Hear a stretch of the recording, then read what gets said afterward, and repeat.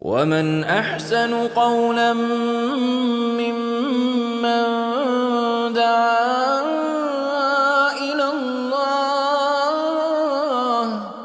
وعمل صالحا وقال إنني من المسلمين. What I want to know is, what do you think the purpose of life is? What I believe the purpose of life is?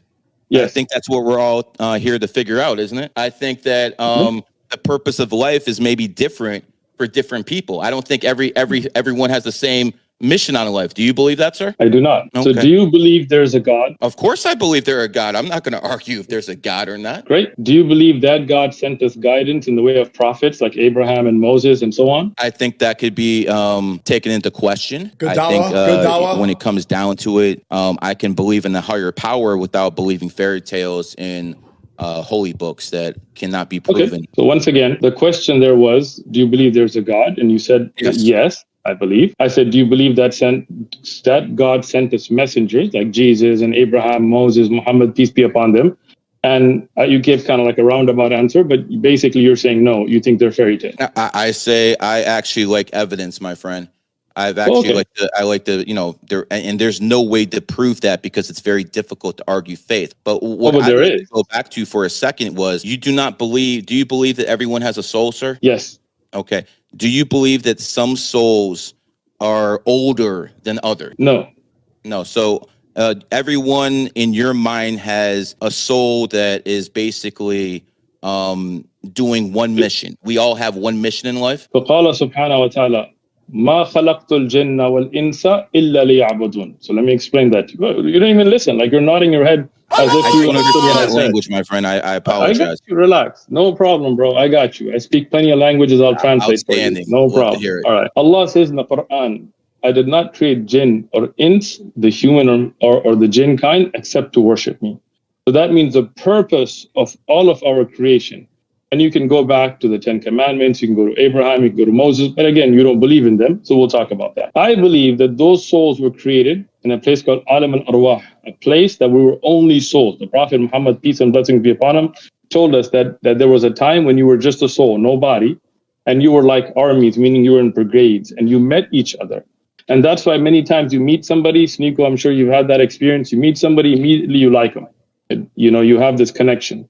And sometimes you meet somebody and you're like, I'm good with this, True. So this is something that I believe. That soul then transferred into a different level of existence. At first, it was just a soul. Then it came into the womb of the mother. You had a different life, meaning it was not like the life you have right now, right? 9 months about, you had liquids going through your lungs, but you survived. You were being fed through a umbilical cord. You weren't speaking to people. You didn't eat with your teeth. That was a separate existence, right? Here, the soul and the body was connected, but the existence was different. Then you died from that life and you came into the belly of this earth, right? This is a different level of existence. Now you're breathing in oxygen. You can't put liquids down your lungs anymore. Now you're eating through your teeth. You're speaking to people. You're going around. And here, this life is a test. الذي خلق الموت والحياة ليبلوكم أيكم أحسن عملا. Allah tells in the Quran that we created death. I'm translating for you, relax. We created death and life, this whole system, to see which one of you puts forth the best deeds. So all of us, black, white, Chinese, doesn't matter. We have one purpose in this life: to recognize our Creator, to worship Him, to live by His rules, to try to do the best we can, to be the best we can. Again, we're going to have shortcomings. Allah is the most forgiving, no problem. This life will end. Hold on, let me just finish. This life will end. As we know, everybody's going to die. Nobody's going to make out of this life alive. And you're going to go into a grave. And when you go into a grave, you will be raised then. That life is a different life in barzakh. Your body will deteriorate, your physical body, right? It will deteriorate. But then you'll be raised again for an everlasting hereafter. And every prophet prophesied about this. And that's why if you're Jewish, if you're Christian, if you're Muslim, you do believe that Allah, the Creator, whether you call Him Yahweh or whatever, sent prophets. Tell us about the mission of our life. Don't worship idols. Don't worship images, right? Here your Lord is one. Look at the 10 Commandments. Don't kill, don't steal, all of that. I believe that's guidance from the Creator of the universe being sent through His prophets. I don't believe it's a man or a woman. I don't worship a white dude on a cross. I don't worship a blue guy. or a monkey or a cow. None of that. I worship the Creator, who Jesus worshipped, who Moses worshipped, who Abraham worshipped, who Muhammad worshipped. Peace and blessings be upon all the prophets. That's what I believe. Okay, and that is your right to believe. Do you live in America? Thank you. I do. Then that's your right to believe, because we live in the greatest country on earth. By the way, so, it would be my right to believe wherever I live. Don't think it's no, just in America. You wouldn't actually have that right in different countries. Or which if country you did, would I not have that right? You'd probably be North Korea, China. No, there's a lot of countries in the world. There are Muslims in North Korea. You might actually hold on. I didn't interrupt you, sir. So you're pretty good at interrupting. But if you were in China, you might be in a Uyghur labor camp right now. It's interesting how people in the Muslim community don't speak too much about the sins of the Chinese, but they're very, very quick to jump on America, because just like LeBron James, it's easy to criticize here because you don't have to pay a price. You don't have to pay a price. But see, if you start criticizing Chinese, they'll start pulling your money. And that's why a lot of people in the Arab world and the Muslim world seem to be very quiet when it comes to the Chinese crimes. But let's go back to the religious thing, my friend. Hold on. You made a statement, and I let you finish. Hold on, Sheikh. You did go about 2-3 minutes. I want to give fair amount of time. I would like to hear Gary's response, and then we could come back to the claims. No problem. As a numerologist, because no matter what you think about that, I've been doing this for 20 years. I've been basically trying to decode what people in positions of power have been trying to do for a long time. And just because someone doesn't understand something does not mean it's fallacy. The whole point of the matter is I can look at people's birthdays and tell to a certain degree what they're going to look like, what their personality is. And I'd like to do that with you right now, sir, if you're more than willing to put your birthday out there. Go for it. What's your birthday, my friend? What do you need? My month, birthday, year, the whole thing? The whole thing, brother. All right. August 31st, 1976. August 31st, 1976? Yes. Okay. So is it safe to say that you were once a poor man and you've done substantially better in life? Oh, man, yeah, that's true. Okay. Because you are an 8 life path, my friend, just like SNEAKO. And when it comes down to it, people who are 8s, just like Patrick Bet David, just like a whole bunch of others like Kanye West, they usually go up and down with their money in life. So that is one thing I can look at numbers and be like, okay, this is what this person's experience will be.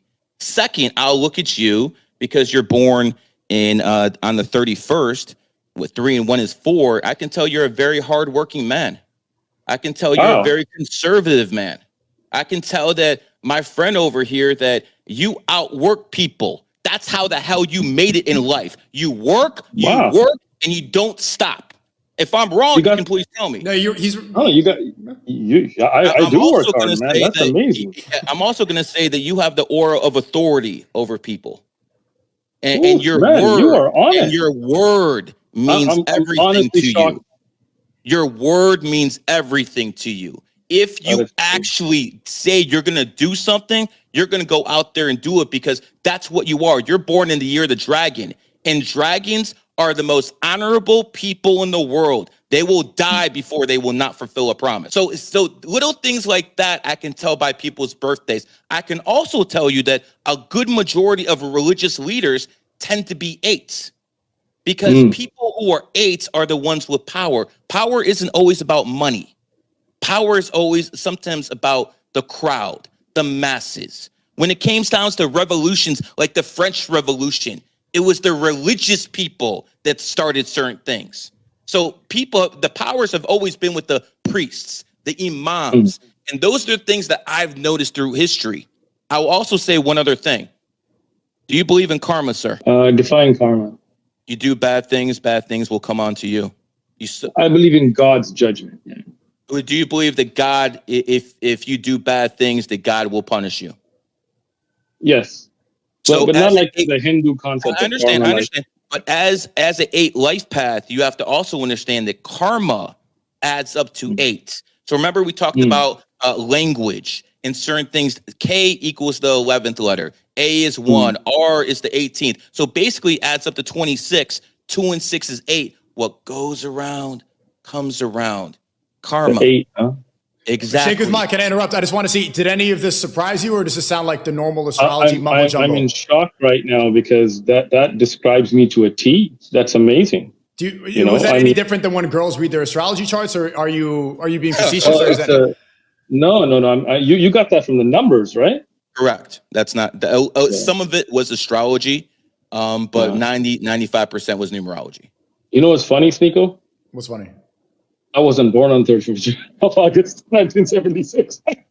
That's very good, but you're the one who agreed to all that stuff.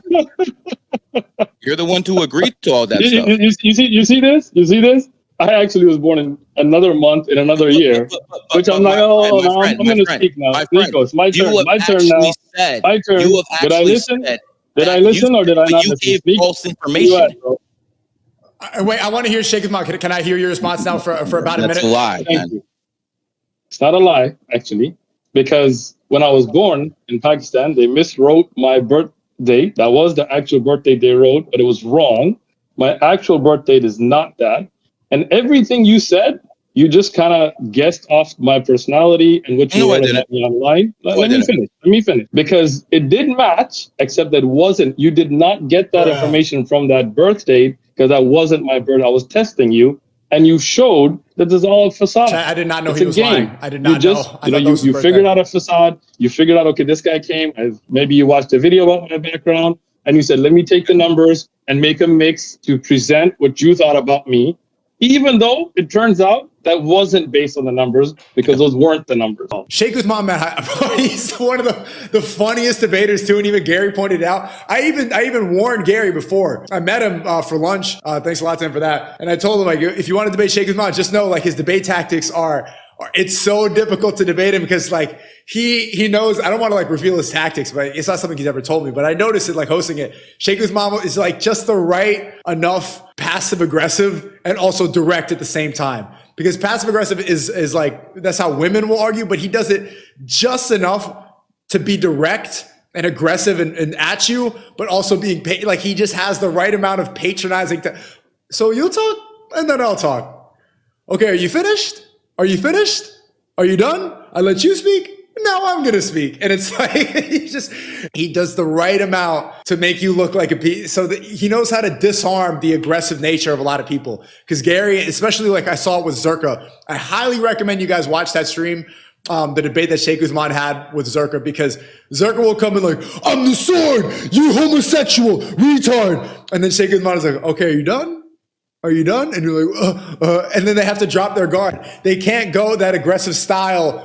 Doesn't hit this. I don't know if you guys saw it, but it doesn't pinpoint, because Shaykh Uthman never drops his frame. His frame is always like, I know the truth. Islam is the one true religion. And like, are you done? Are you done? Because he's like, you don't know the truth. Islam is the truth. And he kind of feels bad that you don't know. He's looking at you like you're going to talk and then I'm going to talk, because it's like, he believes his faith is so strong. It just exudes that this is the truth. And he's like, oh, you poor little, you stupid little stupid. You don't know that Islam is the truth. Oh, you're an atheist. You're a Christian. But Gary too, man, it started off like, I don't know if you guys watched the entire debate, but it started off, I did not expect this at all. I don't want anybody to call me a snake. I thought that Shaykh Uthman was being honest about his birthday. When he said his birthday, and I was being 100% genuine. When Gary came with all that stuff about that you're hardworking, that you're honest, people respect you, you were once broken, now you make more money, I was like, whoa, he predicted everything. And then Shaykh Uthman was like, actually, it was a fake birthday. I'm like, what? It was a fake birthday. I'm like, what? These kind of tricks are cheap parlor tricks. These things have been going on for centuries. I've been to other countries. I've had Hindus come up to me. I've had Muslims come up to me. Palm readers come up to me. I don't believe in any of that stuff. Look, let me explain something. When you talk about the Quran, at least you got that part right, that the Quran has never been changed. Alhamdulillah, that's true. And let me tell you something. You, me, SNEAKO, everybody's on a journey. Trying to get famous off of little tricks and stuff is not going to help you, right? If you're watching, you need to know there's more to life than this kind of stuff. You have to recognize who created you. Why were you created? If you agree that the Quran has never been changed, have you read it? Go to the Quran. What does Allah say about why were you here? Where did you come from?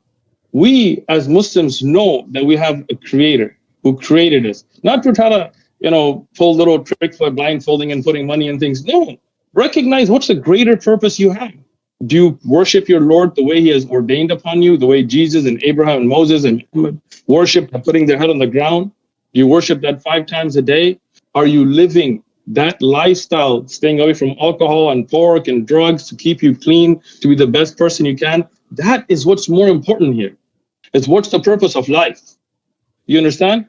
When you made all that up about the 8 and the 1 and the 8s, and it showed that it was all made up because that wasn't the dates, and you got it to my personality, but it wasn't based on the numbers. It shows that you're faking it, right? I'm not putting money on it. I'm not putting little parlor tricks. What I'm saying to you is, why don't you forget all this stuff?